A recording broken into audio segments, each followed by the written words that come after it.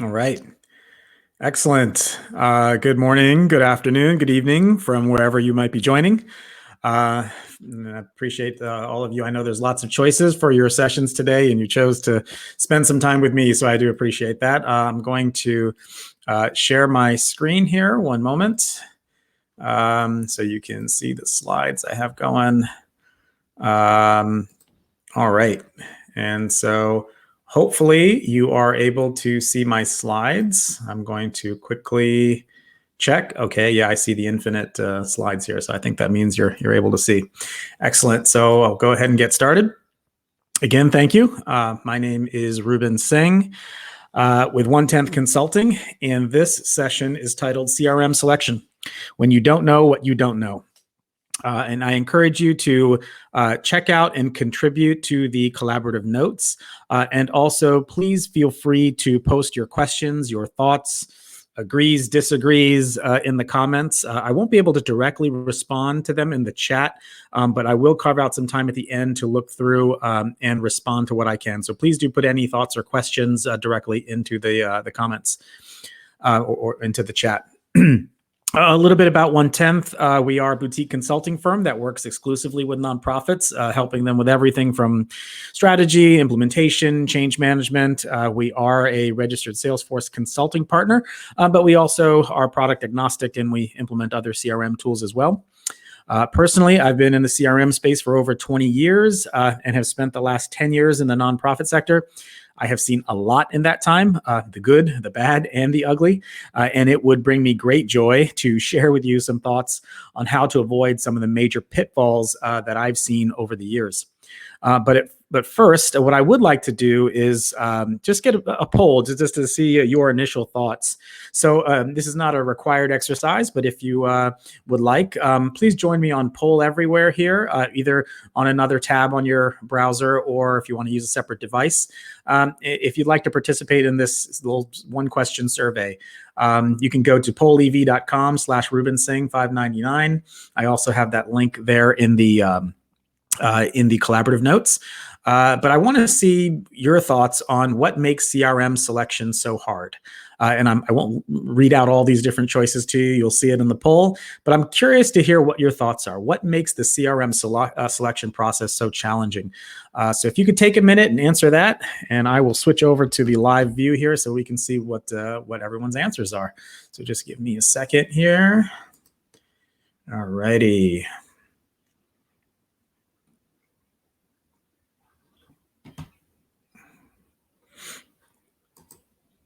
Okay, so let's take a look at the results here.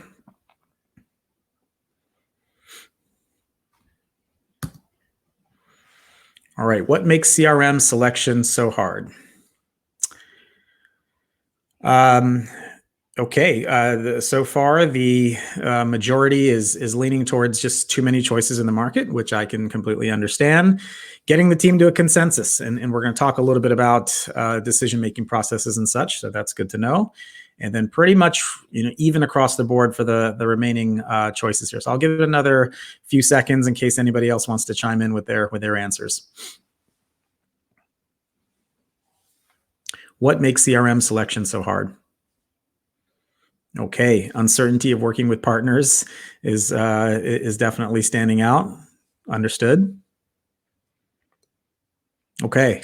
Well, this is good. This is helpful to see kind of where folks are at, and I think it confirms what I thought. It's a little bit of everything. It's a little bit of everything that makes this process, and you're not seeing a vast majority of you answer in one category or another, which I think really just shows that there's so many different factors that can make this process so complex. And there's probably a lot on here that I have not listed. So thank you for that. Thank you for engaging in the poll with me. I'm going to give me just a second here to switch back over to my slides. And I will hopefully go into present mode and you all will be able to see. Okay, so yes, selecting a CRM can be challenging. It can be overwhelming. It can be scary. Why? Because yes, CRM implementations do fail. And you go ahead, Google it, and for every success story you'll see just as many disaster stories. And these stories will tell you about lots of things: product limitations, over customizations, complex integrations that go wrong. But in my experience, and the failures that I have seen really have little to do with the technology itself. In fact, prior to starting my own practice, I've taken customers live on time, on budget, participated in the go live celebration party. Everyone's happy. But leaving that client site, deep in the pit of my stomach, I had a bad feeling. I knew that things were not going to go super well over the next few months. And it's often because of things like the expectations are misaligned, or the leadership never really bought in, or the client testing was kind of half-assed, or there was no ongoing training plan in the works. So, or there's no governance plan in place. And these are, in my opinion, where implementations succeed or fail. And product vendors aren't really going to be able to help you too much with this. So these are the types of things that need to be considered. So if you're reevaluating your current CRM, or you're considering introducing CRM to your nonprofit, sometimes it's hard to know where to start and what questions to ask. Most of the nonprofits I work with, they do not have extensive IT teams. So the person in charge of the selection is often an operations resource or a program staff member without a ton of technology experience. So this session is really for you. As you embark on your CRM selection, these are the things that you'll want to consider. And you'll see that I will sometimes interchange the selection process with the implementation process itself. At times, to me, the principles are very much the same and apply to both processes.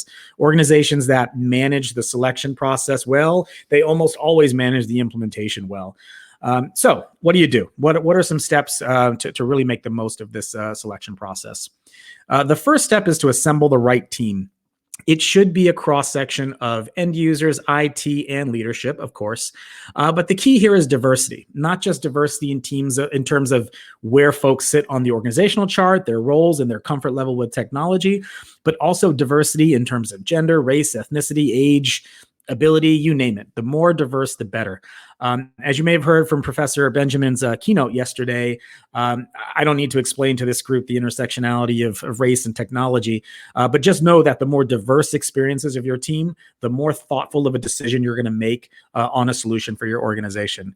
I would also encourage bringing in beneficiaries or your end clients in, especially when there's aspects of the tool that needs to be externally facing.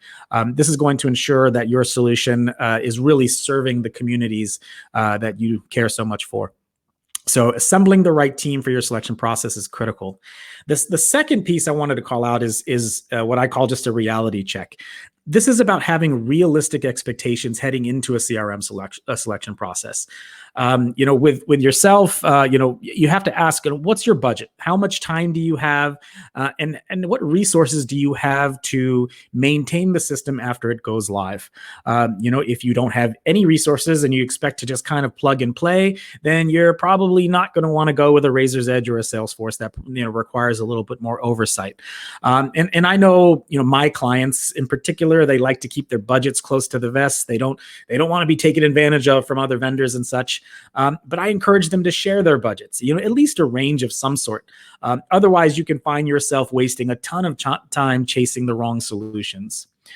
Recently, I had a prospective client recently reach out to me and asked us to lead them through a selection process. And then they told me their budget. And I said, you know what? Let's just spend an hour and I can tell you exactly what your options are with that budget. Save that money for the implementation itself. So having realistic expectations and being at least somewhat transparent with your budget, at least in a range, can save you a lot of time and energy. You also want to think a bit about customizability. If your goal is to get up and running with a fundraising solution, maybe some basic sign-up forms, simple email marketing, some volunteer management, and that's it for your 3 to 5 year plan, well, there's plenty of options for you, each with their own feature sets. But let's say your nonprofit offers programs or you deliver services.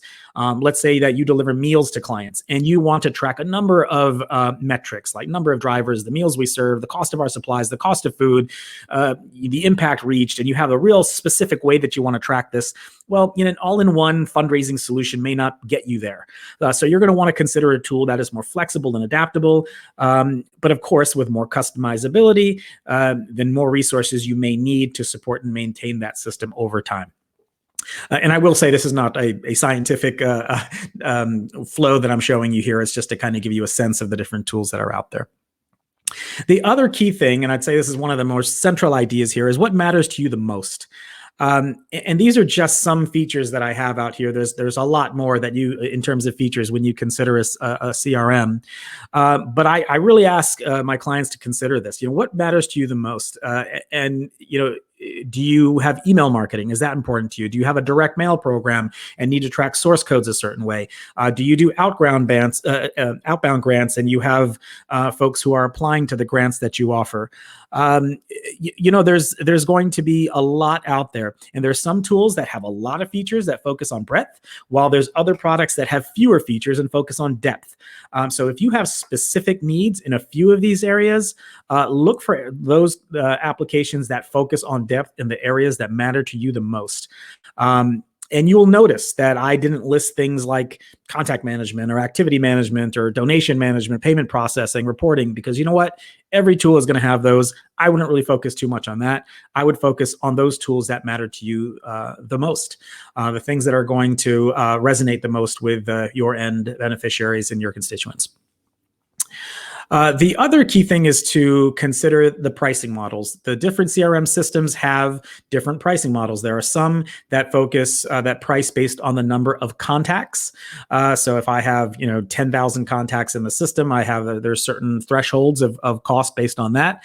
And then there's others that focus that are priced based on the number of users. So you'll want to understand this, especially if you have a finite number of contacts and a lot of users, you may want to look at a certain system. But if you have a lot of contacts and fewer users, you may want to consider other systems.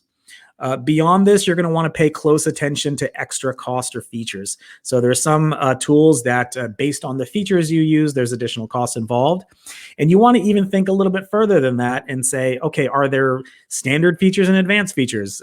There's some tools out there that say, oh yeah, we have web forms, but what you have is the standard web form that really doesn't look super great and is not very customizable. But if you sign up for the advanced feature, you have the web forms that you really need, which are going to have to pay more for. So that's something you'd want to consider.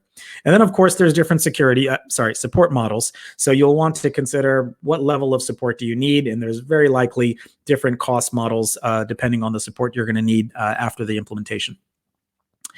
So the next thing I want to bring up in terms of the selection process and how you can make the most of it is about the product demo. And this was actually the focus of my talk for last year's NTC, which ultimately got canceled. But it's something I feel strongly about, really making the most of the product demo. And I really guide my clients on this, because the worst thing you can do is just kind of walk into a demo and, just expecting to be entertained and see lots of bells and whistles. That's not really the way to make the most of it. It's a very powerful experience, and you want to make sure that you are getting what you need out of it.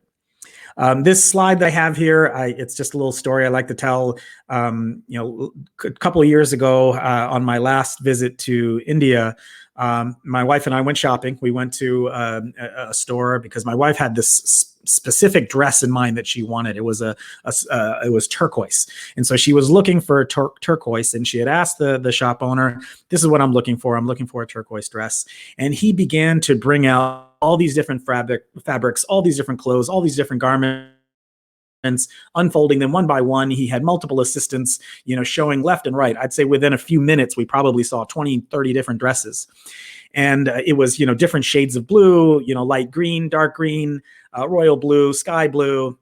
And it kind of occurred to me after a while what exactly was going on here. And I whispered to my wife, I said, he's probably going to show you everything in this store before he tells you he does not have turquoise. I think that story often comes to my mind when I see demos, because sales reps, They are there to present the best version of their product, and they will continue to show you lots of things and lots of bells and whistles before they will tell you that they can't do the thing that you're asking for. So I like to kind of shift the power dynamic when it comes to these product demos and say, you, the client, the nonprofit, you prepare your use cases and say, don't go off the standard demo script, and you really focus on these things. These are the use cases that matter to us. Focus the demo on that. Don't assume. Make sure that you're clarifying terms. Just because they say they can do soft credits or handle donor advised funds or matching gifts, no. Make sure your definition is the same as their definition, because two nonprofits can call the same can call the same very different processes the same thing. Also, do your homework. Identify known flaws. All the major CRM systems have plenty of demo videos out there on YouTube. Check it out. Do some searches to see what are the things people like and don't like about the system, and focus on those known flaws. You can get the basic stuff through demos online. Watch processes end to end. If I'm a gift processor, I want to see you go through an exact process of creating a batch beginning to end. Don't just let the sales rep kind of show you the beginning and show you the end, like those cooking shows used to do. Oh, they start off and then they show you the finished cake. No, you want to see the cake being made because in the system you want to get all those steps. You want to be able to see how many clicks does it take to get something done. That way you can really make an educated decision and compare tools to tools. The other thing is understanding compatibility and integrations. I work in the Salesforce space a lot, and any vendor out there will tell you, oh yeah, we integrate with Salesforce. Integrations can mean anything. It can mean a 5-minute plug and play. It can mean a 5-week custom API integration. So you'll need to ask those questions of what exactly does the integration entail? Is it, how long does it take? Who can do it? Can I do it? Do I have to get a third-party consultant to do it? So just all integrations are not created equal. You'll definitely need to ask those questions to see, what does integration really mean? Know what's included and what's not. And that kind of speaks to the previous slide on pricing. There's certain things that are included in the pricing and some things you have to pay more for.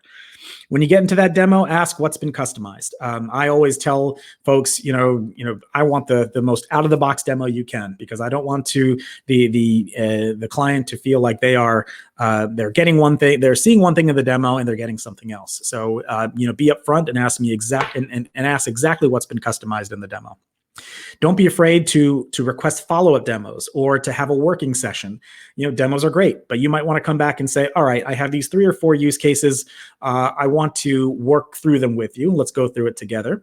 And we'll just make sure that this solution is right for us.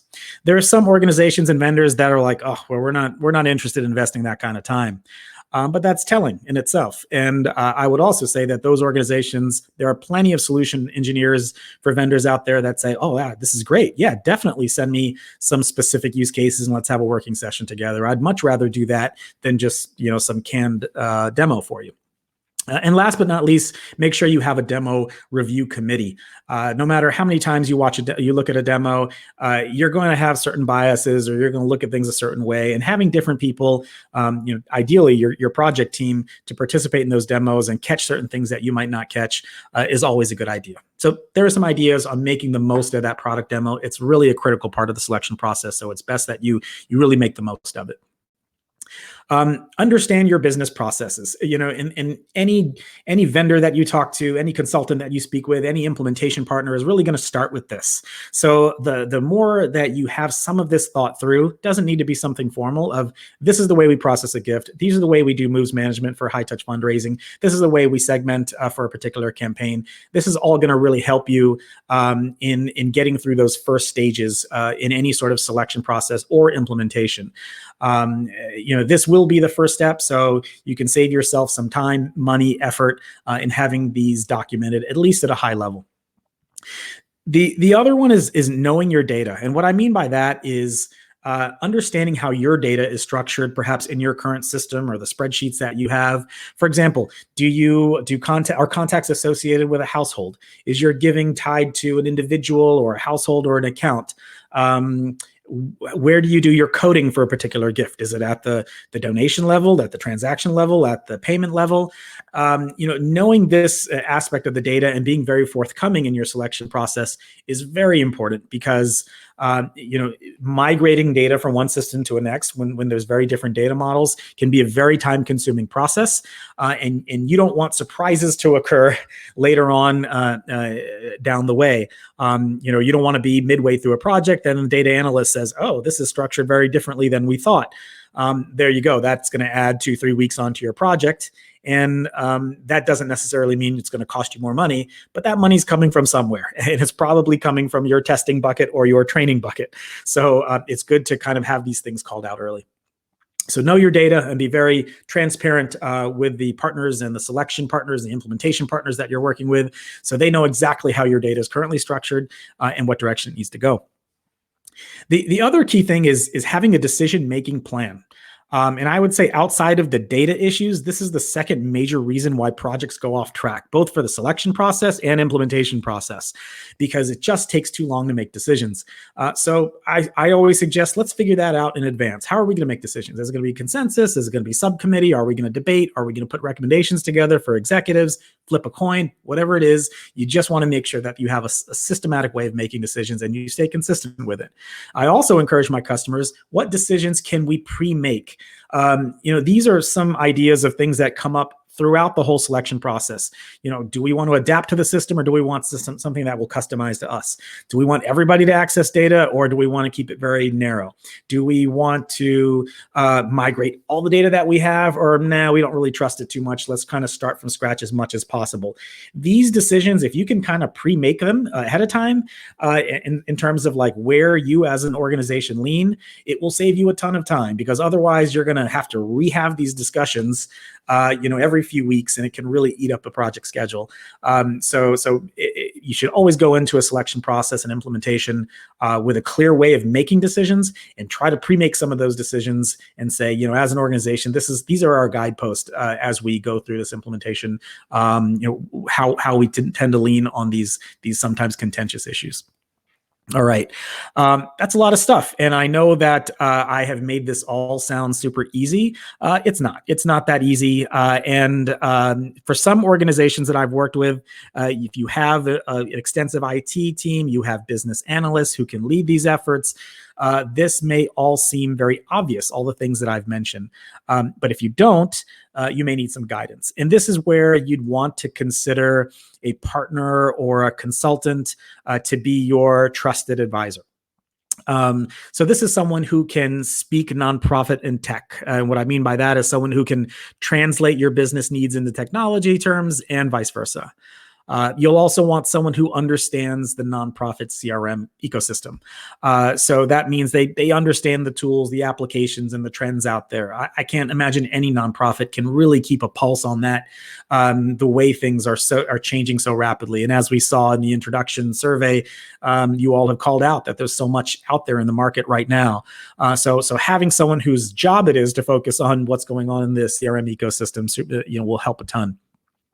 You want to find an advisor who understands your best practice, who understands nonprofit best practices. So, there's people who've been in the trenches when it comes to processing gifts. They've run acknowledgments. They've probably planned a gala or two, and someone also who is aligned with your values and mission.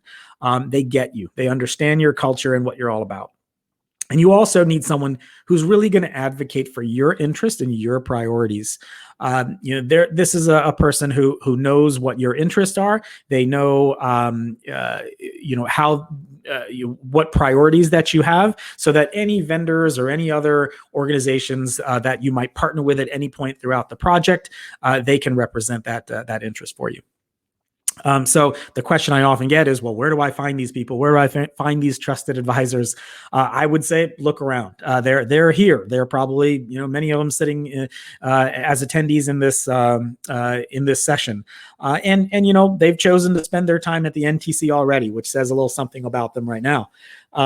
So take advantage, I would say, of the networking opportunities that this conference offers, and even after the conference, the various forums that N10 offers. They're great ways to find those advisors that can help you throughout the process. Those are sort of the thoughts I wanted to share with you. I wanted to leave a few minutes for answering any questions. So I'm going to just stop sharing my screen for a second here. and see if there are any questions in the chat that or discussion points that I can offer up. Let me just quickly take a peek.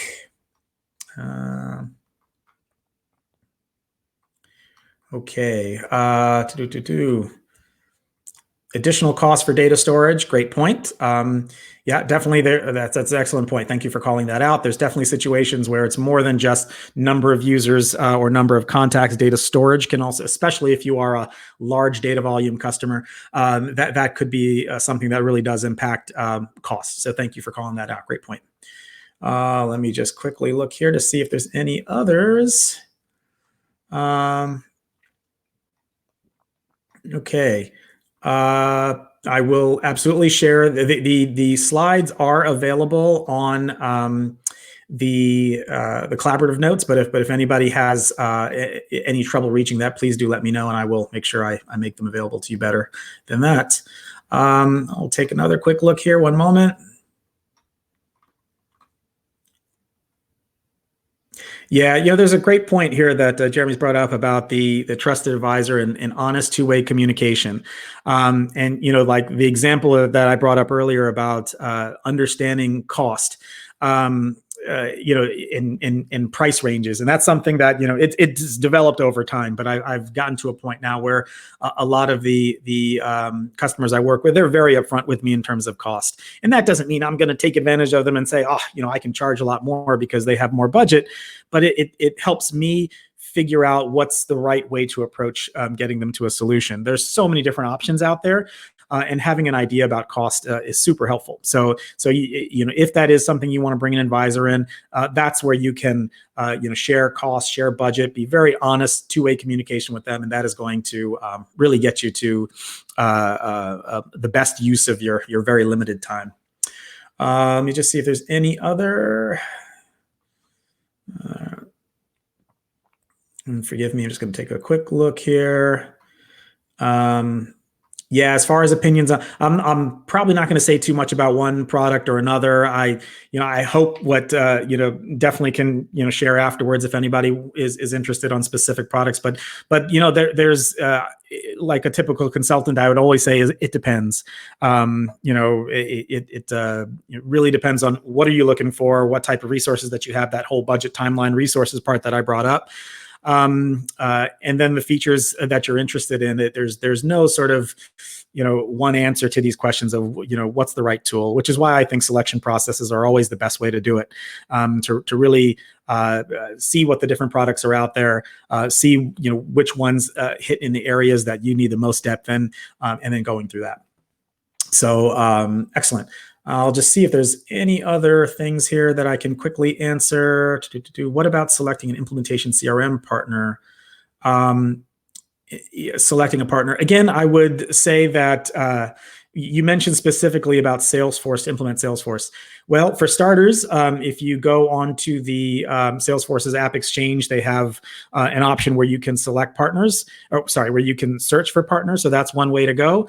And also, I would suggest, I've seen it for sure on the N10 discussion forums. There's plenty of folks on the forums at N10 who are Salesforce CRM partners. So that's one way to go. So that is one way to approach it. I do see one other question here about CRMs versus DMS platforms, and I'm thinking that management systems. I would agree with Patty. I do use those terms interchangeably. I know that's not the way everybody does it, but I would say anything that I've said here today about CRM, I would also say the same for donor, from a donor management system perspective. Excellent. Well, I hope that, I know I'm coming up on my time here. So one thing I forgot to show in my slides here is just some contact information in case anybody is interested in following up in any of the things that I brought here. I'm going to just share my screen for a second. And yep. And so I would say that you're welcome to keep in touch with us. We have not only even if you're nowhere near a CRM selection process, at a minimum, our blog, our social media does have, we bring these topics up a lot. We have a lot of free webinars, that help educate folks on the different aspects to consider when they're looking at a CRM. So definitely feel free to follow us on our social media, check out our blog, check out our webinars, free on-demand webinars that we have on our website that can really help you carry this conversation forward that we had today. So with that, I would like to end the same way I started, and with gratitude. Thank you so much for spending some time with me, and I really hope it was worth your while. Take care. Have a great rest of your conference.